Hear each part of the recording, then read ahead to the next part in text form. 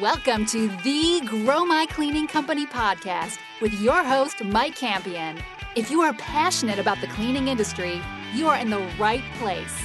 Love what you hear? Spread the word and tell the cleaning world this is the place to be. Want more? Check out www.growmycleaningcompany.com for free online video trainings, free ebook downloads, free blog posts, and of course, all the podcast episodes. Everything you need to grow your cleaning company is at www.growmycleaningcompany.com. And now, on with the show. Hello, Cleaning Nation. So glad to be with you once again. I miss you guys. Remember, if you want to be a guest on the show, if you've got questions for me or you want to hire me to speak at your next event, you can email our producer, Natalie, for all that good stuff. She is Nat, N-A-T, at growmycleaningcompany.com. And, of course, you can give us a call on the cleaning bat phone at 480-648-5149. Feel free, give us a call. If we're not there, leave a voicemail. Our favorite thing in the world is hearing from you, Cleaning Nation. It's one thing to talk on this mic going out, so much better to hear from you guys coming in. On that note, today we are chatting with Gina Eilerman from Swept Away. Swept Away serves the greater Cincinnati area with residential cleaning service, and they actually were awarded the Super Service Award from Angie's List in both 2014 and 15. If you want to reach out to Gina, you can get a hold of her at www.getsweptawaynow. Such a creative time. I'm going to say it again, getsweptawaynow.com. Gina, say hello to Cleaning Nation. Hello. So glad to have you. And I got to give you let everyone in on a little secret. Before we started, Gina was super nervous. So make sure after you hear this episode, you go to her show notes page at growmycleaningcompany.com, leave a comment and say, Gina, you were the best. You should have been nervous. We love you. Gina for president, all that good stuff. And we'll see if we can make her blush in that process. Gina, tell me a little bit about you. Are you married? What part of the country are you in? How'd you get in the cleaning business? Give us a snapshot into the life and times of Gina. I am married with 3 children. I live in Cincinnati, Ohio. And I decided to open my cleaning business, I believe probably because I wanted my house cleaned. Maybe the real reason. And how did that work out for you? Are you one of the cleaners that the house is always dirty, like you never get your own stuff, or is it actually helped? Yeah, so I haven't had my house cleaned in quite a while. And you were the mechanic with the broken down car. All right, awesome. Yes. So give us a little bit about your company. Just do residential. How long have you been in business? We will be in business 5 years in January. Congratulations. We are mostly residential. We do very, very little commercial. Is that on purpose, or is that just kind of the way it worked out? On purpose. Okay. We are Monday through Friday, 9 to 5.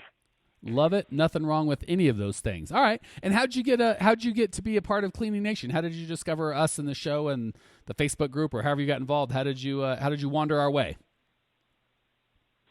I found it somewhere along the line on the internet and YouTube, and just researching things is how I found you, and then I joined your Facebook group and found out a little bit more there.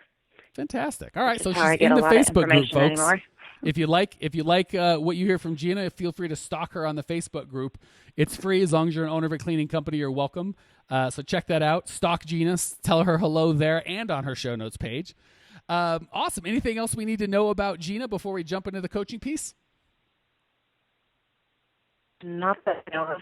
All right, fantastic. Well, then enough of me beating you up with questions. Let's see if I can help you any. What do you got going on in your business today that I can help you with? So I have a employee issue. Don't we all? I needed somebody in my office. Yeah. I needed somebody in my office from all day on Monday and Wednesday mornings. It was the only day of the week I needed somebody, so I put it out there to my team or my crews before I offered it to the world.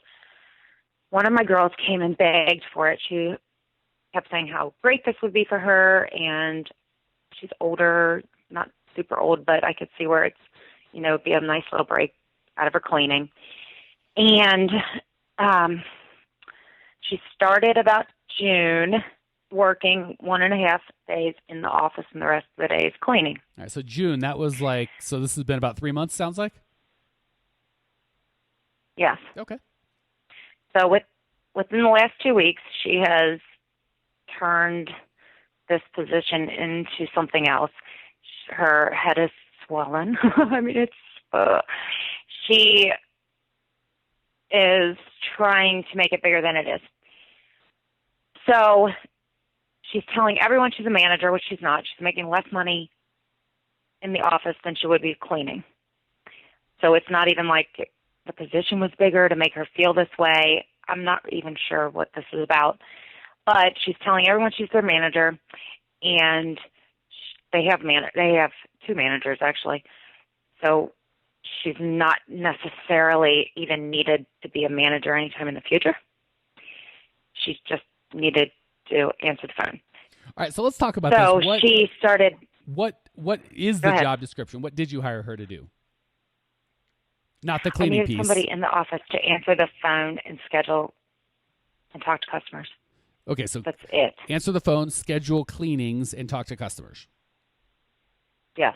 Okay, and she's been doing it. That's it.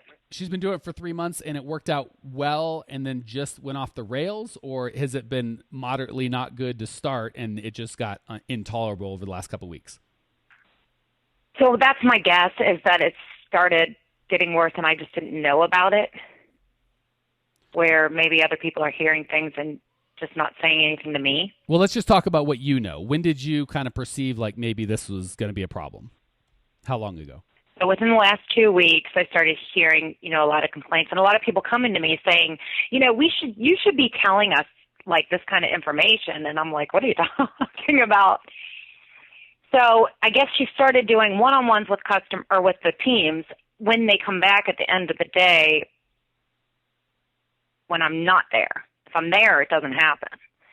So if I am out for any reason, then all of a sudden she's meeting with them and she's telling them she's their manager and she's asking them all kinds of questions, which it all pertains to our company. So the questions probably would be great if their actual manager did it. All right, so a couple things. First of all, there's the easy solution and the hard solution. The easy solution is just to call her into your office and say, hey, we hired you to do this. You've really made a big mess. You're pissing everybody off. You've acted way outside of your boundaries, and you got to go. If you do that, I don't want to say demote her, but I wouldn't say you got to go just from this set of responsibilities. I would separate from her completely. I don't know that you're going to be able to unring that bell and say, hey, can we just go back to where it was and just go to cleaning? That's going to set yourself up for a lot more headache. That's not the way I'd go about it, but from what you've told me, I would say that's appropriate. So it's not like you would be acting insane. It would just be a little lazy.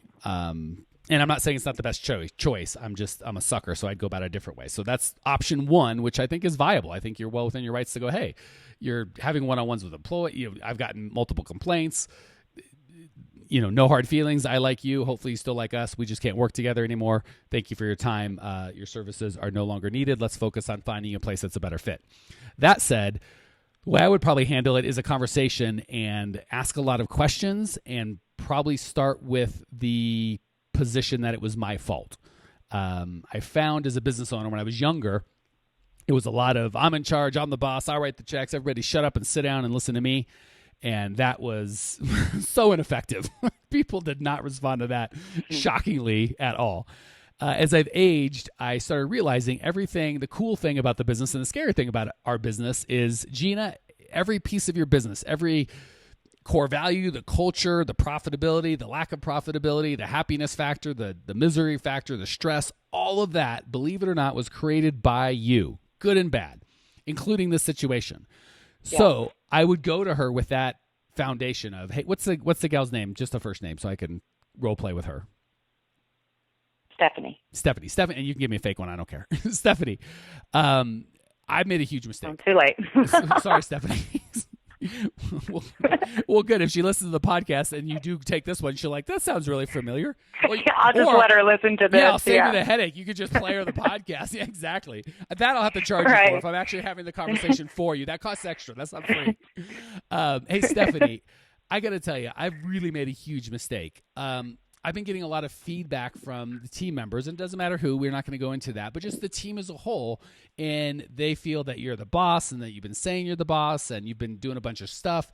And I got to tell you, that is my fault. When we started this job, I wasn't clear enough, certainly not in writing, as to what your responsibilities were and were not. And I know how much you love this company, and I know how hard that you're trying, and I appreciate you going out of your way to try on your own time to kind of do more than I've asked you to do. So first of all, I want to tell you, I really appreciate that. Second of all, I want to tell you that because I screwed up, we're going to have to change it. I've now written out clearly for you or for the next person exactly what you are going to do and what you're not going to do.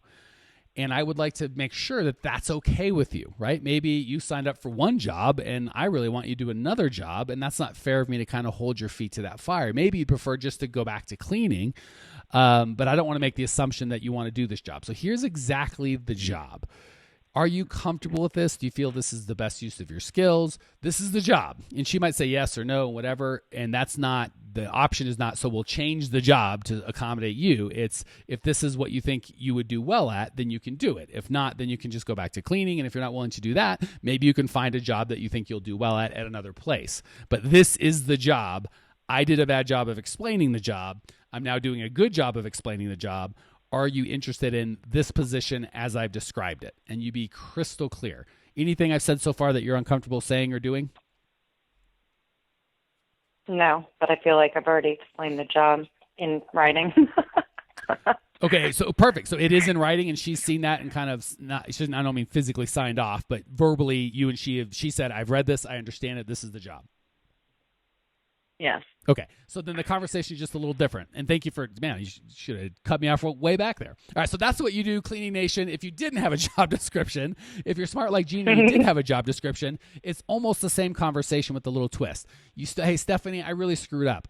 You have the job description with you. This is the job description we started off with, and I didn't do a good job following up with you and keeping touch with you and making sure that you had the support that you needed to do exactly what you needed. And I think because of that lack of support, you might be trying to do some extra stuff because you really wanted to help. And in reality, it's kind of been hurting. So this is what I need you to do. And you just reinforce that. Is that make sense with the context that you have with her, or am I missing more information? No, that would be great. Okay. So just go back to that job. And then you've got to specifically say, that means you are not authorized to have meetings with the employees one-on-one. You are not their manager. I want to be crystal clear. And then I'd probably take it a little further and do you have regular company meetings anyway? Yes. Okay. At the next company meeting, I'd have her stand up with me, and this would be a little bit of a punishment, and just say, hey, team, this is Stephanie. And again, same thing. I've done a bad job of communicating her position here. Let me be crystal clear about what that is. And then I would say the same thing to the whatever. And I wouldn't make Stephanie look bad. I would say, she really tried to do more because she loves this company, and I want to appreciate it. Thank you so much, Stephanie. But from this second forward, this is the job, and it shall be no more or no less. That way there's no confusion around the employees going, hey, why didn't you tell us? You're like, I did tell you. And of course, if she does it again, now there's no choice, but at that point you have no option but to separate. Does that all kind of gel and make sense? And how's that sound in terms of applicability? Is that something you can actually do, or you're like, oh, that's not a conversation I'd be comfortable having? Actually, I'm pretty comfortable having most any conversation with my team. Good, I like that. I just feel like she truly is thinking she's helping, but she's not. Like, I think that she probably feels like she's helping, and I don't want to hurt her feelings. So your way is probably a good idea, that I just regroup. Good, and if you felt like she do it again. Didn't care about what was best for the company, and she only cared about what was best for Stephanie, I would probably encourage you to go to option one, right? You can't train someone or teach someone to care about the company more than they care about themselves, or not more than they care about themselves, but to an appropriate degree, right? Obviously they care about themselves and their family more, but their own getting their emotional needs met by feeling important. That needs to be secondary to the company's goals, being primary in that regard. So as long as you feel that, if you felt her heart was Stephanie first and to heck with the company, I just want to feel good and make other people feel bad, you can't train that. It's not worth the conversation. If you feel she's going, I really want to help, I thought I was helping, I really did, then it would be, now it's kind of inappropriate to do the first one because you're really kind of cracking her for, again, lack of leadership, right? That would be on your thing. If she said, hey, I'm trying really hard to help the company, and no one gave her the leadership or the guardrails to kind of help keep her on the right track, then that would be you. So yeah, if that's how you feel, no need to make her feel bad, but I would have that conversation in private, and then I'd have a very positive public conversation that was clear, that was, everyone give Stephanie a hand, thank you so much for stepping up and trying to do this, but to be clear going forward. So, you're not trying to make her feel bad in front of everybody, but you definitely, and I said punishment earlier, that was too strong. But clarity in terms of, we're not doing anything in the shadows anymore. There will be no meetings without me. And again, it's one thing if she does it all the time with or without you. That doesn't indicate to me she's hiding anything. When she just does it when you're not around, that's a little bit of a red flag. And having that private meeting and then public meeting, and not shaming her in any of the meetings, but being crystal clear about what she will and won't be doing in the meetings, that should solve it. And if it doesn't, then she's got to go. I mean, I don't see how much other help you can give her in addition to that. No, right. Cool. Questions, comments, rude remarks before we hit the lightning round? No, it's great. All right, lightning round it is. Hopefully I've given you some value there. We're going to give you the opportunity to give some value back to Cleaning Nation. I'm going to ask you 3 quick questions. I have no doubt you're going to give 3 lovely answers. Question number 1, what's the best piece of advice you've ever received? Ever received? And to be fair, we won't know the difference if it's the best you've ever received. So if you probably hit us with any decent piece of advice that you got, we won't know. And if we do know, we won't tell.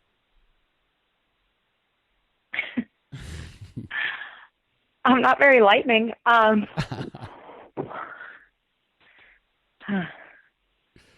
promise you, there is no shock treatment or negative consequence if you give one that you don't like. It's okay. We can move on if you like. There's no none of this is compulsory. Yeah, let's take back to that one. All right, we'll move on, and if you come up with something before the last question, feel free to circle back. Next question, this should be an easy one because we've all made so many. What's the biggest mistake you've made in your cleaning business that maybe you can share so the rest of us can learn from and maybe save making that mistake for ourselves so we can make, our own mistakes? My biggest issue that I have made, spending money, too much money. Okay, give me an example. Like on a website or marketing or what's that?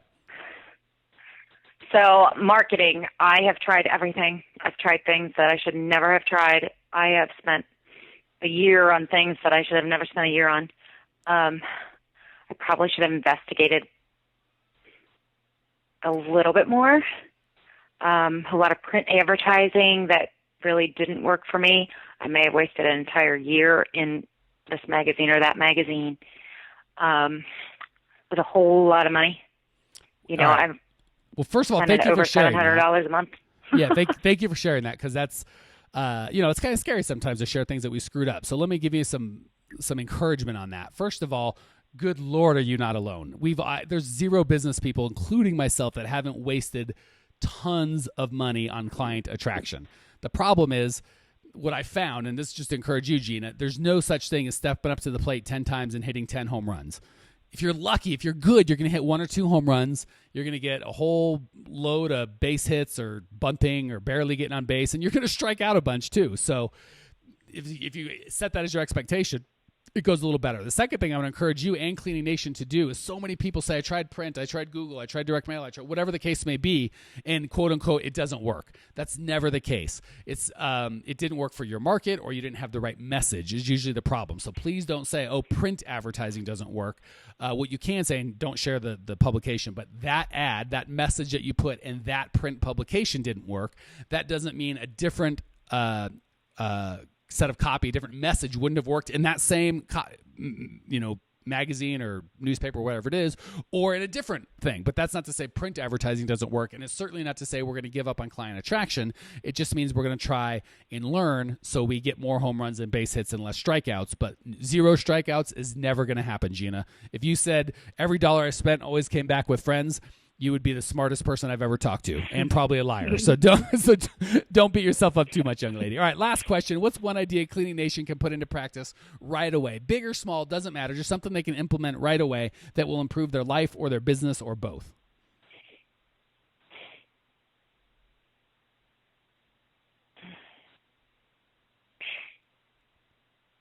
I keep hearing from a couple different maid service owners I've talked to that they think that they need to pay their employees more, even though I think that they're paying pretty close to what I'm paying my employees.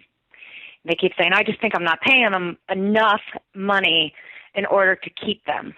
And my employee retention is pretty great.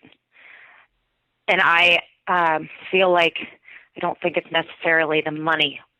I'm sure it's the money, but I don't think it's necessarily the money. Gina, I do one-on-ones with mine. Go ahead. Go ahead. I was just going to say you are 1,000%. Never interrupt me when I'm complimenting you, by the way. When I'm saying bad things, interrupt all you want, but I'm complimenting you. You got to listen to that. You are 1,000% correct. Just so you know, I don't want to say a rookie mistake, but a lot of the people I coach think that's what gets better employees. And you do not want the employees that are like, well, you pay $10.50, so I'll go to that guy for $10.65 an hour. You are at that. So go ahead. I want to hear more what you want to say, but I just want to encourage you in Cleaning Nation. Certainly you have to pay fair wages, but paying more does not get better employees. I wish it did. It'd be so much easier, but it does not. Go ahead. No, right. I feel like at least the girls that talk to me the most, I talk to everybody a lot and ask them, why are you still here? Why did you stay? Why did you not leave? And I feel like half the battle is just finding somebody who loves cleaning a house. And the other half of the battle is that they actually think that you truly and really, truly care about them. And that, I feel like, is the number one reason that most of my employees stay. Is that I do care about them. I like them all, even when they make me mad. I like them. Oh, Gina, I gotta tell you that you crushed it. That is exactly right. And I was gonna correct you. You corrected yourself. It's not that they feel that you care about them for real. You actually do care about them for real. And the fact, and don't miss this, Cleaning Nation. I heard two things from Gina. I have very low turnover. Well, three things. I have very low turnover. I don't pay, substantially above market value, where that's why. And number three, I ask my employees periodically, not once, not when they get hired, not at their year anniversary, periodically, why do you stay? Why don't you go somewhere else? And I care about them. That is, gosh, you could give me a ton of money to help coach you up on that, but that is the best free advice on employee management you're going to get. Gina, thank you so much for joining us. Thank you for sharing your passion. I love your lightning round. Even though you only answered 2 questions, that may be the top 10 lightning rounds of all time. You crushed it. I appreciate you. I know that Cleaning Nation appreciates you. Cleaning Nation, make sure you show her the love on the Facebook group, on our show notes page. If you want to check out the show notes page and give a comment and give some encouragement, everything you need is at growmycleaningcompany.com. You can leave your questions, your comments, your rude remarks, and Gina and I will see you there. Congratulations! You are now 16% smarter. Still can't get enough cleaning goodness? Go to www.growmycleaningcompany.com for more of the good stuff. Ever want to be rich and famous?